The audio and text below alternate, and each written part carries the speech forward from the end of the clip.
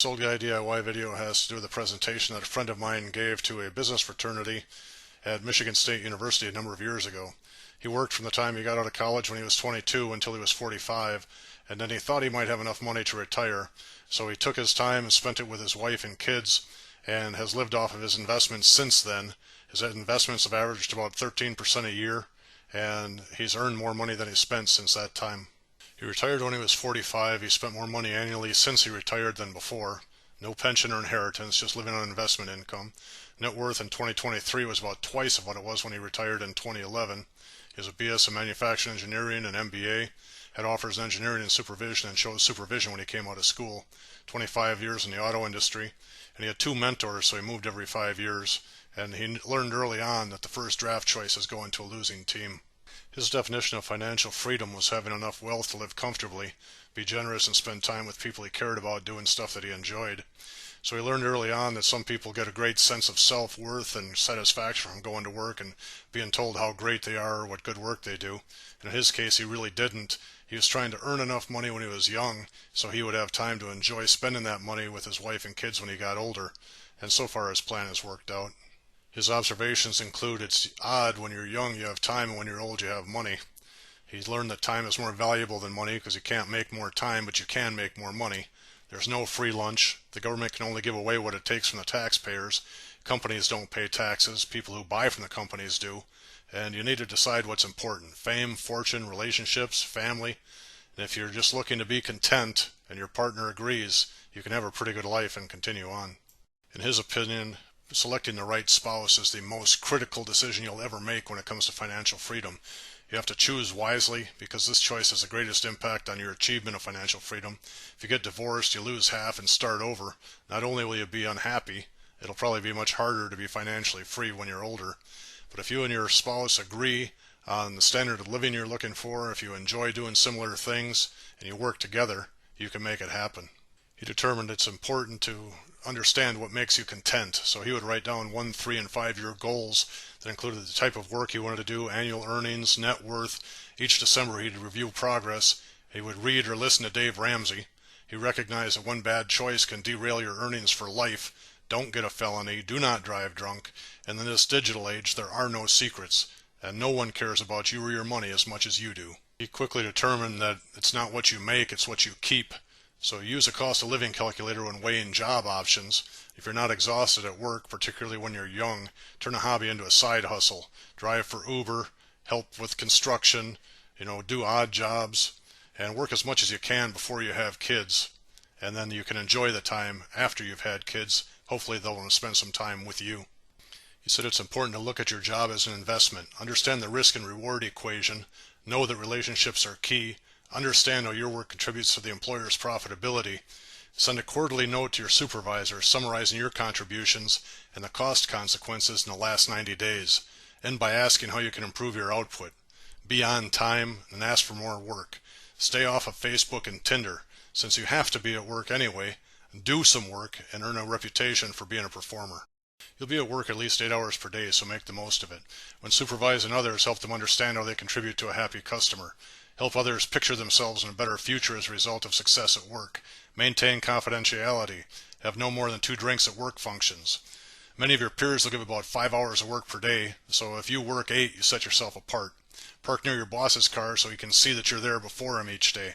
Dress at least as well as your boss, and to maximize income, plan to switch companies every 5 years. When negotiating salary, ask a question like, based on my education, experience, and potential, do you think I fit more closely at the top end or in the middle of the pay range? Take the bottom of the pay range off the table with one question. Ask if you can schedule a performance review after 90 days. Recognize that headhunters normally get 30% of your first year's salary, so if you didn't use a headhunter, that 30% is on the table and they might share it for you. Ask what the forecast of a 5-year career path and compensation is before accepting the job.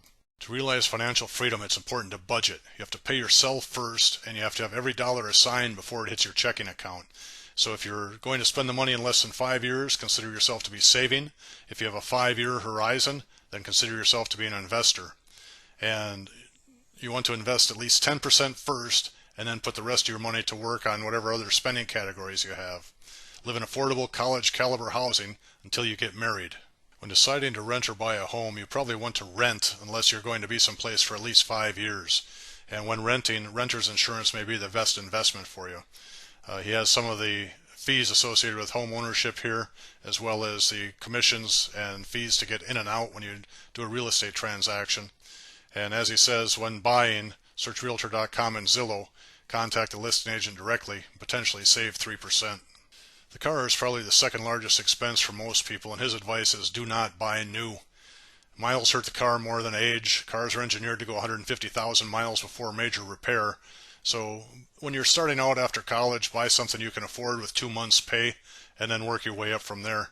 But until you can pay cash for a car, you really can't afford it. So look at it as a tool, something to get you from point A to B reliably and safely. Food is an area that has a great opportunity to save money. If you shop for groceries and eat at home, you'll save about 70% compared to going to restaurants for all of your meals. If you pack your lunch and just save $5 per working day, that's $1,200 a year. And Starbucks is what, $7 or $8 for a cup of coffee? Is that really worth 15 or 20 minutes work?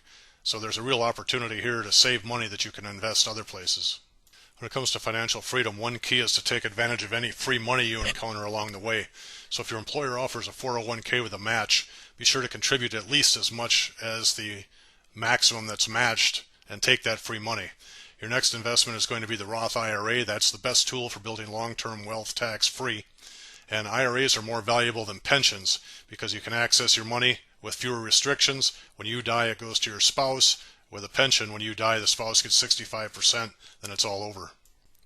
The rule of 72 is important. 72 divided by the annual return rate equals the number of years for money to double. And in his opinion, you can't save your way to financial freedom. You have to take some risk and you have to invest. So if you go with the S&P 500, over the last 10 years, it's averaged about 9%. So your money would double about every 7.5 years, which is not bad. And time is your friend. Minimize taxes and consider what the future looks like. When it comes to purchasing, it's much easier to not spend money than it is to spend it and have to go earn it again. So the money is always made on the buy side. You want to buy something right, and then you have a chance of either getting a full life out of it or selling it at a higher price. And if you have any credit card debt, pay that off before you start investing anywhere else. There's a guaranteed 15 or 20% return by paying that card off. And if you're using credit cards, only do it if you can pay it off monthly. If you don't have the discipline or ability, pay cash and don't get into debt. This slide talks about pensions and IRAs. Pensions are subject to company rules. IRAs, you own, you get to pick the investments. IRAs, once it's yours, it's always yours. And if you get into a Roth, it's tax-free forever. And when you leave a company, you can transfer your 401k to a traditional and then convert over to a Roth later and pay taxes in the year you convert it, whether you want to convert it a little bit or a lot. So if you're not comfortable with all this stuff, find a fee-based financial advisor and they'll help you. In general, mutual funds and ETFs are a lot better than individual stocks. Think of it in terms of you have got 30 or 50 chances of winning every day rather than just one. And the guys that are getting paid millions of dollars a year to study this stuff probably have a better idea of what's really happening than you or I do. So Morningstar.com is a good place to look, and you can reassess and reallocate your stuff each December. You're always trying to beat that S&P 500 at 9%. Looks like we're getting close to the end. He has a quiz in here. What's the most important choice you'll make that affects your financial future? Picking a spouse. When budgeting, what do you pay first? Yourself. The rule of 72. 72 divided by annual return rate equals number of years to double your money. Who cares most about your career and your financial situation? You do. When switching employers, do you roll a 401k over or transfer to a traditional IRA? He suggests you move into the traditional IRA so you get total control. Here he has a little summary. Make a plan, review that progress each December and adjust as necessary. Look at your job as an investment. It's not what you make, it's what you keep. Pick a spouse with similar expectations. Make your family a priority. You can work all of your life and your kids are only going to be around for a few years. If they're willing to spend time with you, you should spend time with them. Live beneath your means. Invest. Buy no-load mutual funds and ETFs. You probably can't save enough not to run out of money in retirement, so you have to invest. Long-term capital gains are your friend. He says you should try to minimize taxes, adjust IRS withholding so you get a $100 tax refund, don't give the government an interest-free loan and then act like the tax refund is a gift from the government. Do not buy a timeshare under any circumstances. You don't owe it to yourself to have that debt forever. Achieve financial freedom, choose whether or not to go, where and when someone tells you. and be happy and generous. Waking up in the morning and deciding to do what you would like to do rather than what somebody tells you has a lot of value. We made it to the last slide, suggested reading. So he says, How to Make Friends and Influence People by Dale Carnegie, Knock 'em Dead, A Job Seeker's Guide, The 60-Minute Father. That's a book that takes 60 minutes to read, and it's about parenting. The Goal, which is based on a theory of constraints by Eli Goldratt. And I thought this presentation was of value, so I made this video for you guys. And I hope you found some value here. If so, maybe you picked up an idea or two that will help you realize financial freedom and pass it on to your friends.